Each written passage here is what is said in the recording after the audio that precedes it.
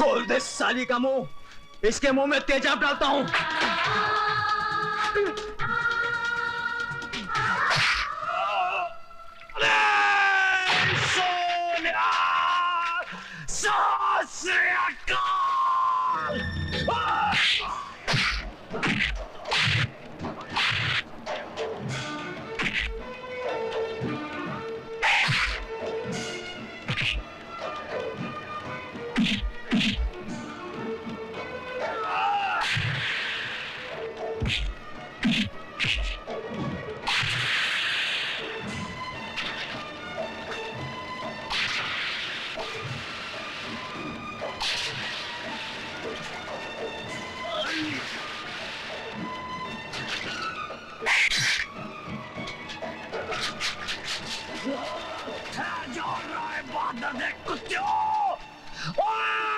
सरदार करतार सिंह तोड़े फटे चक देगा। क्या डरा रहा है बहादुर पेड़ के टकेलू। मिलोड, पिछले 30 सालों से मिस्टर ज्ञान प्रकाश इंसाफ के इस मंदिर की चौखट पर अपना माथा टेकते आए हैं। इस देवी के चरणों में श्रद्धा के फूल चढ़ाते आए हैं, क्योंकि ये अब तक हर मुकदमा जीतते आए। लेकिन आज जब पहली बार इन्हें शिकस्त की हल्की सी झलक दिखाई दी तो ये बौखला गए। इंसाफ के इस मंदिर से इनका विश्वास उठ गया, इस देवी में इनकी श्रद्धा टूट गई और इन्होंने अपने हाथों में इंसाफ के तराजू की जगह दौलत की तलवार उठा ली। मेरी मुवक्किल माला को इस दुनिया से उठाने का फैसला कर लिया, उस पर कातिलाना हमला करवाया। अगर यकीन नहीं आता मिलॉर्ड तो आप खुद ही देख लीजिए माला के जिस्म पर पड़े हुए जख्मों के ये निशान। मैं अपने फाजिल दोस्त से यह पूछना चाहूंगा कि अगर इस मुकदमे का फैसला अदालत के बाहर ही करना था तो इस अदालत में आने का ढोंग क्यों रचाया जा रहा है? जब इन मासूम बच्चों के बयान के बगैर इस मुकदमे को अंजाम तक पहुंचाया जा सकता है तो फिर इन्हें क्यों बुलाया गया है? अगर ताकतवर अपनी ताकत के जोर पर ही मुकदमे का फैसला करवा सकता है तो यह अदालत क्यों बनाई गई है? अगर गरीब और बेबस को इंसाफ नहीं दिया जा सकता तो बंद कर दीजिए यह अदालत। रुक जाइए जज साहब, आप अपना फैसला सुनाए इससे पहले मैं आपसे एक सवाल पूछना चाहती हूँ। पूछो। अगर मुकदमा ये वकील साहब जीत गए तो इन्हें ढेर सारे नोट मिलेंगे और इनका मौकिल छूट जाएगा, और अगर ये वकील साहब जीत गए तो इस आदमी को 7 साल की सजा हो जाएगी। दोनों ही सूरतों में मुझे क्या मिला? कानून ने मेरे साथ क्या इंसाफ किया? जो इंसान कानून की मर्यादा को तोड़ता है कानून ही उसे सजा देता है। मर्यादा मेरी तोड़ी गई है, कानून की नहीं। इज्जत मेरी लुटी है, कानून की नहीं। Order order. क्या मैं माथे पे लगे इस कलंक के साथ जी सकूंगी? कौन थामेगा मेरा हाथ? कौन भरेगा मेरी मांग में सिंदूर? किसके नाम का मंगलसूत्र मैं पहनूंगी अपने गले में? अरे इस देश में तो सीता माँ को भी अग्नि परीक्षा के बाद माफ नहीं किया गया था, फिर मैं तो एक मामूली सी लड़की हूं। हर लड़की बचपन से एक ख्वाब देखती है कि एक दिन उसकी बारात आएगी, उसका राजा घोड़े पे सवार होकर उसे ब्याह कर डोली में ले जाएगा। पर मेरा ये ख्वाब ही रह गया। क्या मेरी बारात कभी नहीं आएगी? क्या मेरा राजा अब कभी नहीं आएगा? जज साहब, क्या मैं बिन ब्याही रह जाऊंगी? क्या मैं बिन ब्याही रह जाऊंगी?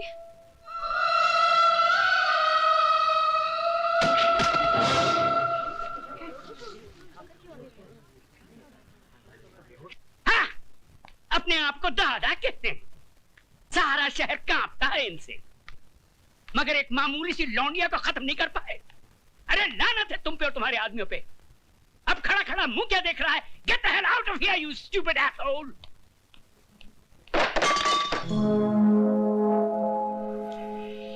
कौन है वहां? सामने आओ वरना गोली मार दूंगा। तुम किस किस को गोली मारेंगे साहब? एक गुनाह को छुपाने के लिए और कितने गुनाह करेंगे? पूरा शहर तुम्हारे नाम पर थूक रहा है, पूरे शहर को मिटाएंगे। साहब, इंसानी बने रहना, भगवान बनने की कोशिश मत करना, वरना वो ऐसा मिटा देगा कि ना तुम जी सकोगे ना ही मर सकोगे। तुम्हारी ये मजाल कि हमारे सामने जबान खोलो। 40 साल लगे साहब, 40 साल, तब जाके जबान खुली है। पैसों से बहुत बड़े हो गए, लेकिन इंसान छोटे रह गए। कौशल्या, तुम्हें तमीज नहीं मालिक से कैसे बात की जाती है? तुम तमीज सिखाओगी मुझे, जिसने तुम्हारे मर्द को पैजामे का नाड़ा बांधना सिखाया है? अरे बहू, जब घर में आग लगी हो तो पानी डालकर उसे बुझाया जाता है, लेकिन तुम उस आग में तेल डाल रही हो। अगर इसी रफ्तार से तेल डालती रही तो कुछ ही दिनों बाद यहाँ हवेली नहीं शमशान घाट होगा। इनफ इज इनफ, नमक हराम, दफा हो जाए यहाँ से। और खबरदार जो फिर इस दहलीज पे कदम रखा। फिक्र मत करो साहब, तुम्हारी दहलीज पर पैर तो क्या, उस पर थूकूंगी भी नहीं। दोनों तरफ के गवाहों के बयानात सुनने के बाद और तमाम हालात को मद्देनजर रखते हुए ये अदालत इस नतीजे पर पहुंची है कि मुल्जिम राज ने जुर्म किया है और वो कानून का मुजरिम है। लेकिन कानून से पहले वो माला का मुजरिम है, जिसकी जिंदगी को उसने तबाह कर दिया और समाज में इज्जत से जीने का हक उससे छीन लिया। लिहाजा ये अदालत मुल्जिम राज को यह हुक्म देती है कि जिस लड़की को नंगा करके उसने बेइज्जत किया, उसी लड़की से शादी करके उसे अपने घर की इज्जत बनाए।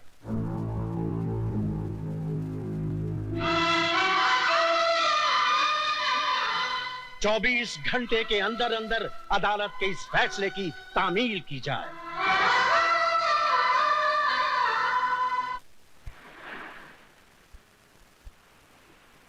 लिहाजा यह अदालत मुल्जिम राज को यह हुक्म देती है कि जिस लड़की को नंगा करके उसने बेइज्जत किया, उसी लड़की से शादी करके उसे अपने घर की इज्जत बनाए। 24 घंटे के अंदर अंदर अदालत के इस फैसले की तामील की जाए। मैं किसी भी कीमत पर उस लड़की को नहीं अपनाऊंगा। हाई कोर्ट में मुकदमा लड़ूंगा, सुप्रीम कोर्ट तक जाऊंगा। जाओ, जरूर जाओ।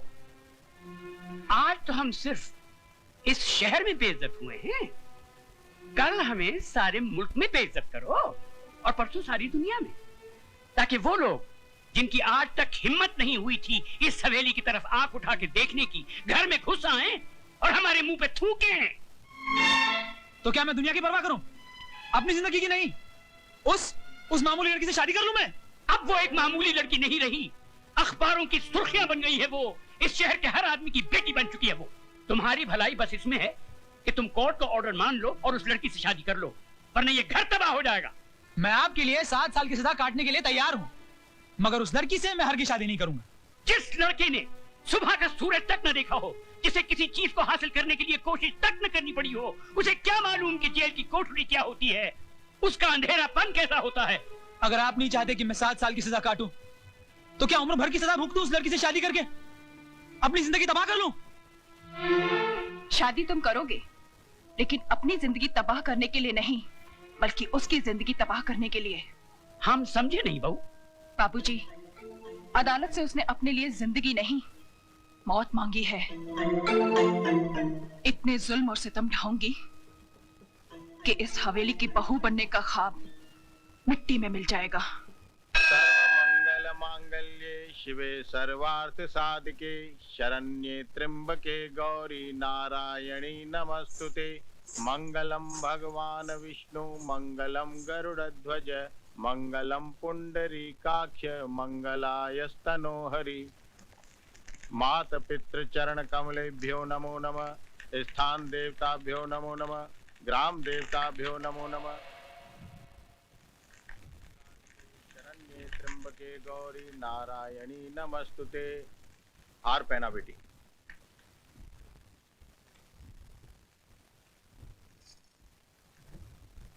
अपनी पत्नी की मांग भरो।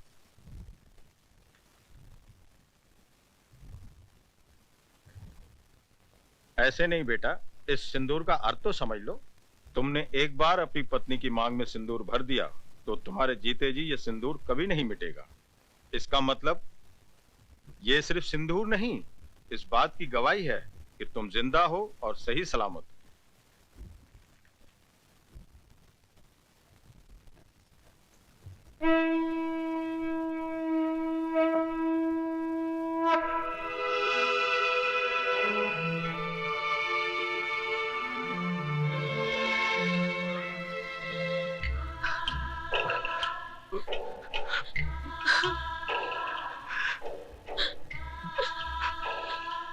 जा बेटी जा।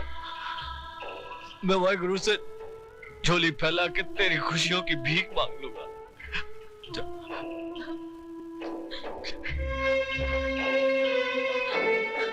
तुम्हारा अधिकार तो मैंने तुम्हें दिला दिया, लेकिन एक बात याद रखना, इस दुनिया में हक कभी मांगने से नहीं मिलता, छीनना पड़ता है।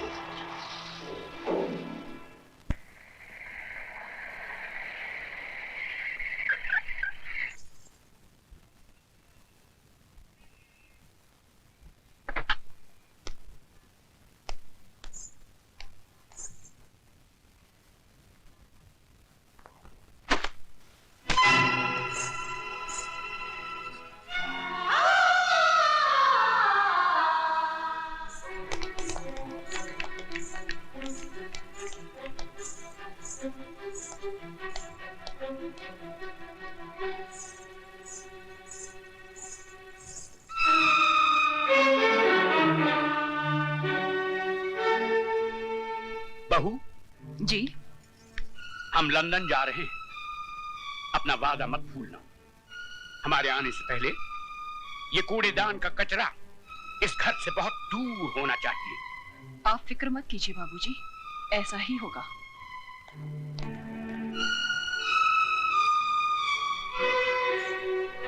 ओ महारानी, वहां कहाँ चली? जी मैं। रामू, जी मैम साहब। इनको जरा इनका महल दिखा दो। मुझे महल नहीं, मुझे मेरे पति के चरणों में जगह चाहिए। ओए होए, सती सावित्री की बात तो सुनो। लगता है बाप ने ठीक से समझा बुझा कर भेजा है कि उंगली पकड़कर पोंछा कैसे पकड़ा जाता है। कान खोलकर सुन ले, इस घर में मालिकों का कमरा अलग और नौकरों का कमरा अलग है। रामू जी, ले जा इसे नौकरों के कमरे में। आइए बहुरानी। खबरदार जो इसे किसी ने बहुरानी कहा, ये नौकरानी है, सिर्फ नौकरानी। शारदा, ये क्या कर रही हो तुम? ऐसा सलूक थोड़ी किया जाता है। तुम चुप रहो जी। खबरदार जो तुमने इसकी तरफदारी की तो जाओ, जाके अपना काम करो।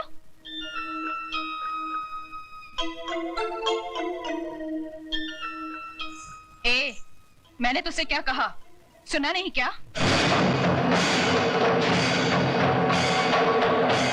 सुनो बड़ी बहू रानी, ये सिंदूर बाजार में 2 पैसे में जरूर मिलता है, लेकिन जब किसी औरत की मांग में भर दिया जाता है तो इसकी कीमत भगवान भी नहीं चुका सकता। फिर तू क्या चीज है? मेरा कद भले ही 5 फुट का है, लेकिन मेरी जुबान 10 फुट की है और हाथ 20 फुट का। दोबारा तमीज से बात नहीं की तो उसी म्यूनिसिपालिटी के स्कूल में भर्ती करा दूंगी जहाँ तेरा बाप चपरासी है। तूने मेरे बाप को गाली दी? मैं तेरे बाप को गाली क्यों दूंगी? तू तो खुद तेरे बाप के लिए एक गाली है, वरना अपनी छोटी बहन की दलाली करने यहाँ नहीं आता, समझा?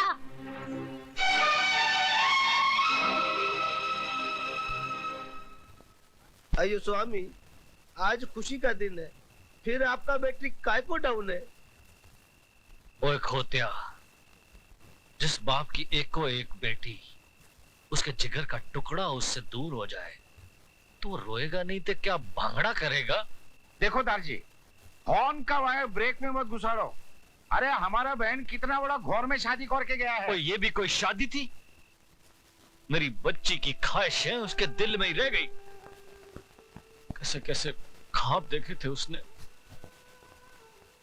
बैंड बाजे के साथ उसका दूल्हा घोड़ी पे सवार होके बारात लेके आएगा, हजारों लोग उसके ब्याह में शरीक होंगे। इतना शोर ना शनाई, ऐसे बिना हुई बच्ची जैसे टोली में नहीं आरती में जा रही हो। दारजी, सदियों से माँ बाप के घर से बेटी ऐसे ही विदा होती रही है। आप तो सिर्फ दुआ कीजिए कि उस घर में खुश रहे।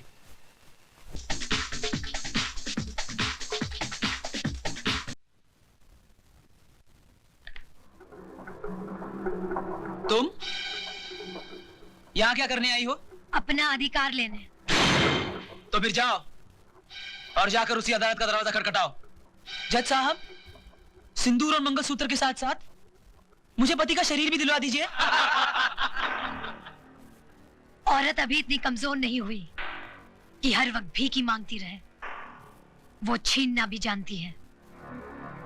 तो आगे बढ़ो और छीन लो राज को मुझसे।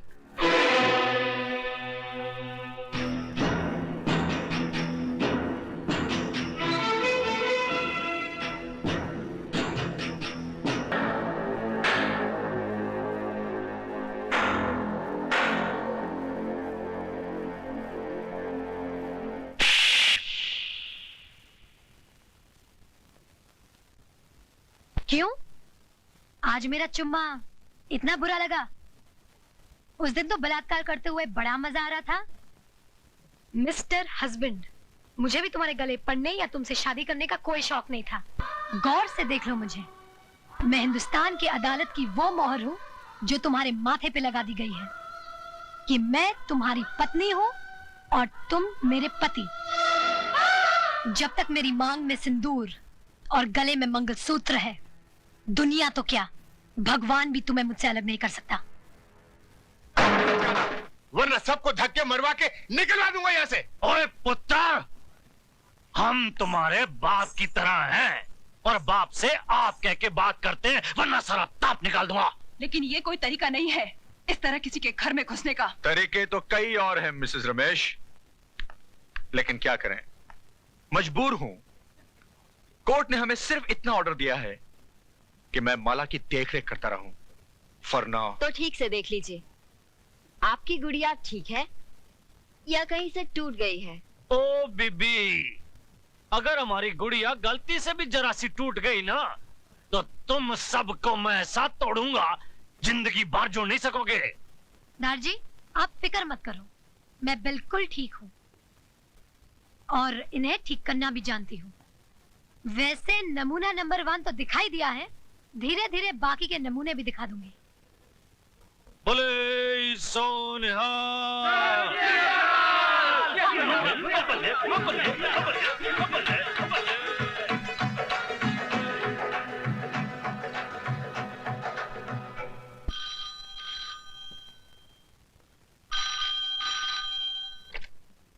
हेलो बहू, बाबूजी, नमस्ते। उस कचरे के डिब्बे को घर से बाहर फेंका गया कि नहीं? जी जी। क्या तुम ये नहीं चाहती कि तुम्हारी छोटी बहन हमारे घर की बहू बने? जी जी चाहती हूँ। तो फिर हमारे आने से पहले उस गंदगी को हमारी हवेली से दूर कर देना। कर दूंगी बाबूजी। गुड।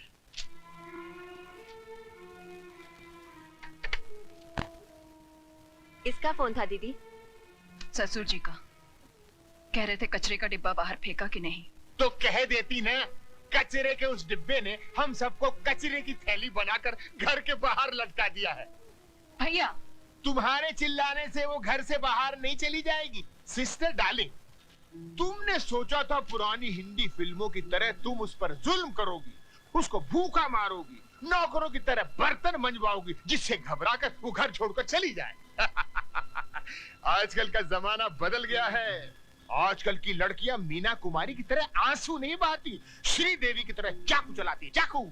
वो श्रीदेवी बने या माधुरी दीक्षित, मैंने उसका तेल नहीं निकाला तो मेरा नाम शारदा देवी नहीं। ओ सिस्टर डार्लिंग, ऐसी गलती हरगिज मत करना, वरना वो सरदार आगे से तलवार डालेगा और इंस्पेक्टर पीछे से डंडा। तो क्या करें, हाथ पर हाथ धरकर बैठ जाएं? कह दें कि माला जी हम हार गए, आप जीत गए।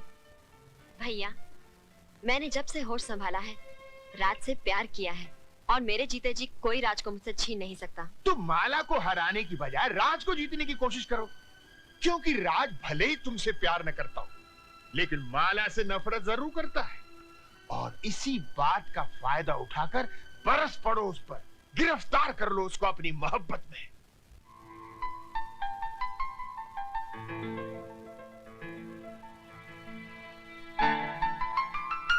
ऑफिस जा रहे हैं? तुमसे मतलब? मतलब तो है, मैं आपकी बीवी जो हूँ। मैं नहीं मानता तुम्हें अपनी बीवी। मानेंगे, आप भी मानेंगे।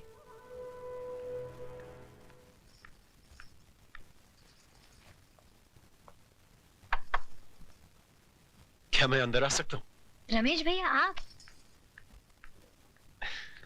अरे जीती रहो, सदा सुहागन रहो। सिर्फ मेरे आशीर्वाद से तुम सुहागन नहीं बनी रहोगी, बल्कि तुम्हें खुद अपनी सुहाग की रक्षा भी करनी पड़ेगी। क्यों? उनके ऊपर कोई मुसीबत आने वाली है? इंसान के मुकद्दर में जब दौलत आती है तो मुसीबत भी साथ लाती है। मैं कुछ समझी नहीं। शराब और जुए के नर्क से आदमी को वापस लाया जा सकता है, लेकिन अगर मर्द किसी दूसरी औरत के पल्लू से बन जाए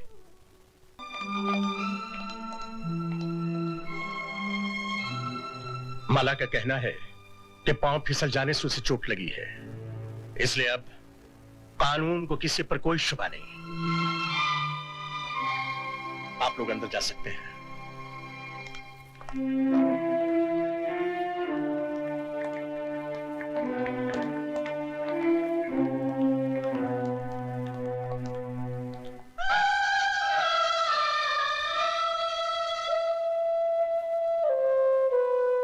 माला, मुझे माफ कर दो बहन।